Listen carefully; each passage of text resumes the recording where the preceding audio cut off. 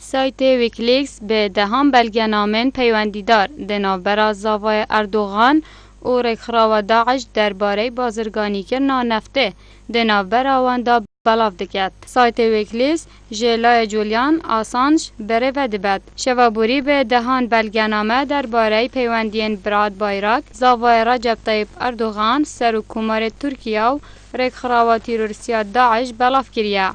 سایت ویکلیکس 57934 نامن الکترونی بلاف کریناو بشک جوان دسل مینید که زاوای اردوغانی پیوندی دیگل داعش دهنو به ریکا کمپانیا پاور ترانس نفتا دورن بندست تیرورستان به قاچاق گهاندیت ترکیه و بازرگانی پیکریا. هرچند حکومت ترکیه ده سال 2011 دا بریارک بو قدغه کرنا هنارتنا نفته در خزبو لیوی بریاره کمپانیا پاور ترانس نگرتیاو که تو مدباره به دزهبونا ده قاچاق برنا نفتا دورن بندست داعش دا. اوه ایکم جارنین بلگنامه لسر پیوندین دنافبرا داعشو کسایتی نزیکی اردوغان دهین آشکرا کرن و دو ماهی که سالا بوری دا جی روسیا بلگنامن پیوندی لسر دست هبونا ترکیه به قاچاق برنا نفتا لدورن بندست داعش بلاف کربون. جبلی و چندین جارا برپرسین مسکو خزان اردوغان به بازرگانی کرن دگل داعش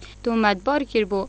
برات آلبایراک که هفجینا گیچا سروک کمار ترکیه و هروسا وزیر وزیوی ولاتیه حتی نها چندین جارا جلای هندک میدیا و راگهاندن نوی ولاتی تو مدبار کریه به پیوندیان دیگل رکخراوا تیرورستیا داعش. هر وصا لگو راپورتین روزنامه‌وانان جی رکخراوا داعش ایکه جه درین سرکین دهاتی به رکا فروتنان نفته به تایبت پشتی که ده سال 2015 دا 10 کلگه نفته ده سال که دا ده نوبرا 305 بو 600 میلیون دلار دایا جه آماجه برینها داعش سالانه 100 میلیون دلار به رکا فروتنان نفت وان کلگهان بر دست وی که ده عراق و سوریا دا دست به سرداگرد بون.